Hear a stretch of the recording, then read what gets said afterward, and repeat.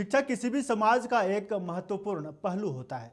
शिक्षा के ही बदौलत व्यक्ति न सिर्फ अपना बल्कि देश का भी नाम रोशन करता है।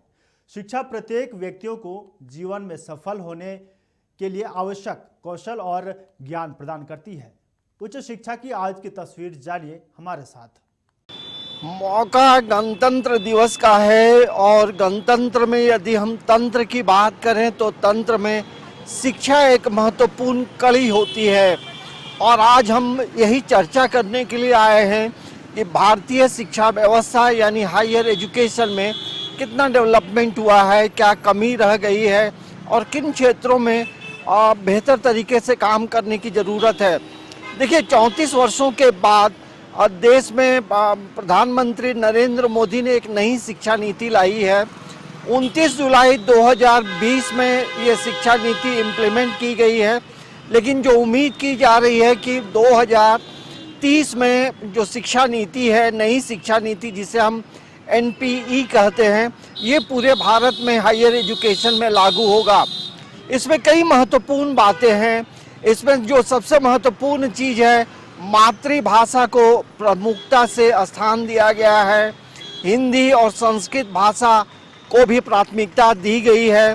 तो आप समझ सकते हैं कि कोई व्यक्ति यदि अपनी मातृभाषा में पढ़ाई करेगा तो वो बेहतर तरीके से चीज़ों को समझेगा और एक बेहतर शिक्षा व्यवस्था का वो एक अहम हिस्सा बन सकता है।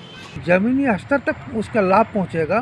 तो ज़मीनी स्तर तक लाभ पहुंचाने के लिए पहली बात है कि मातृभाषा में आपको शिक्षा देना होगा। और जो नई शिक्षा पॉलिसी की सबसे महत्वपूर्ण केंद्र बिंदु है, मुख्य बिंदु है कि हम अपने जो शिक्षा के जो संसाधन है, शिक्षा के जो ज्ञान है, उसको अंतिम व्यक्ति तक पहुंचाए और उनकी भाषा में पहुंचाए। इसीलिए नई शिक्षा नीति में मातृभाषा को प्रथम स्थान पर रखा गया है। यहाँ तक कि अब जो साइंस, टेक्नोलॉजी, बड़े बड़े जो अन्वेषण हैं, सबका स्थानीय रीजनल भाषाओं में अनुवाद करने की एक पद्धति चलाई जा रही है, एक योजना बनाई जा रही है। जितने कुछ हम साइंस पढ़ते हैं स्थानीय भाषाओं में हो। शिक्षा व्यवस्था जब हायर एजुकेशन की बात होती है तो उसमें महत्वपूर्ण होता है रिसर्च। अभी वर्तमान में जो हायर एजुकेशन की हम बात करते हैं तो ग्रेजुएशन 4 वर्षों का किया गया है और 2 वर्षों का PG है। यदि ग्रेजुएशन को यदि 1 साल पढ़ाई करने के बाद ड्रॉप आउट होता है तो उसे एक सर्टिफिकेट दिया जाएगा, और 2 वर्षों की पढ़ाई पूरी करता है तो उसे डिप्लोमा दिया जाता है। तो एक ऐसी व्यवस्था बनाई गई है कि कोई भी विद्यार्थी यदि ड्रॉप आउट होता है तो उसकी शिक्षा की भी अहमियत होगी। और जो 4 वर्षों का जो ग्रेजुएशन की पढ़ाई पूरी करेगा तो वो PG में दाखिला लेगा और PG करने के बाद वो सीधे PhD कर सकता है। इसके साथ साथ ये भी ध्यान रखा गया है कि हायर एजुकेशन में जो संसाधनों का जो अभाव है उसे पूरा किया जाए। लेकिन गणतंत्र दिवस के मौके पे ये ज़रूर कहा जा सकता है कि न्यू एजुकेशन पॉलिसी ज़रूर लाई गई है, लेकिन कई चीज़ों पे अभी भी कॉलेज हो, यूनिवर्सिटी हो, शिक्षकों की कमी है, संसाधनों की कमी है। और ऐसे समय में जो प्राइवेट यूनिवर्सिटी हैं उन्हें ज़्यादा प्रमोट किया जा रहा है। तो भारत जिस समय गठन हुआ उस समय एक शिक्षा जब रखा गया तो आपको याद होगा कि शिक्षा को गांधी जी ने बहुत जोर दिया था उस पर, और उसी शिक्षा को पहले राज्य के नीति निर्देशक तत्व director principles of state policy में शिक्षा था। बाद में इसी शिक्षा को हम उठा करके आर्टिकल 21 जीने का अधिकार जहाँ पर थी वहाँ पर उसके बरक्स खड़ा किया गया आर्टिकल 21A के रूप में। यानी कि जितना जीने का अधिकार को ज़रूरी समझा गया उतना ही संशोधन के मार्फत इसको जीने के अधिकार को शिक्षा के अधिकार के बराबर लाया गया। तो अब रही, क्योंकि जो दोनों चीज़ें, जीने का अधिकार और शिक्षा, दोनों जीने से जोड़ा हुआ चीज़ है। लेकिन भारत पहले एक वेलफेयर स्टेट हुआ करता था। वेलफेयर स्टेट का मतलब होता है कि जहाँ पर लोक कल्याणकारी राज्य, जहाँ पर शिक्षा को 14 साल से कम बच्चों को फ्री किया गया। अभी जैसे जैसे हायर एजुकेशन की हम बात करेंगे तो शिक्षा आज के ज़माने में बहुत तेज़ी से अपना शक्ल बदल रहा है, और कहीं ना कहीं कॉरपोरेट हाउसेस के लिए व्यावसायिक शिक्षा पर जो जोर दी जा रही है, कहीं ना कहीं कॉरपोरेट हाउसेस के पोटेंशियल एम्प्लॉयज़ पैदा करने का एकमात्र उद्देश्य रह गया है।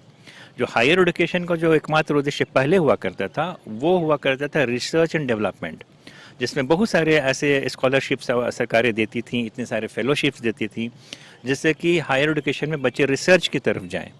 लेकिन धीरे धीरे उन राशियों को कम किया गया और यहाँ तक कि शांति स्वरूप भटनागर अवार्ड भी बीच में नहीं मिला। कई बार तो NTSC वाले जो स्कॉलरशिप बच्चों को जो मिलता है मैट्रिक वाला, उस पर भी थोड़ा सा रोक आ गया। तो इसके होने से जो प्रतिभावान बच्चे जो गांव देहातों के अंदर कस्बों में थे वो ऊपर तक पहुंच नहीं पा रहे, जो ऊपर पहुंच रहे हैं उनको स्कॉलरशिप प्रॉपर नहीं मिल पा रहा है।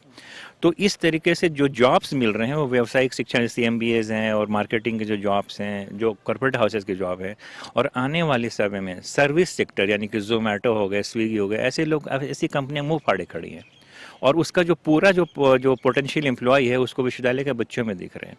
इसलिए शिक्षा का कहीं न कहीं बहुत ज़्यादा व्यावसायीकरण होना भी इम्बैलेंस क्रिएट कर रहा है। तो हमें लगता है कि जो सरकारी यूनिवर्सिटी है उसे और हायर बनाने की ओर कदम बढ़ाना चाहिए, क्योंकि जो सरकारी यूनिवर्सिटी होते हैं उसमें मध्यम और गरीब तबके के जो बच्चे पढ़ते हैं वो अपनी पढ़ाई पूरी करते हैं, और प्राइवेट यूनिवर्सिटी की जो स्ट्रक्चर है वो उसमें जो हाई सोसाइटी है वो पढ़ाई करता है।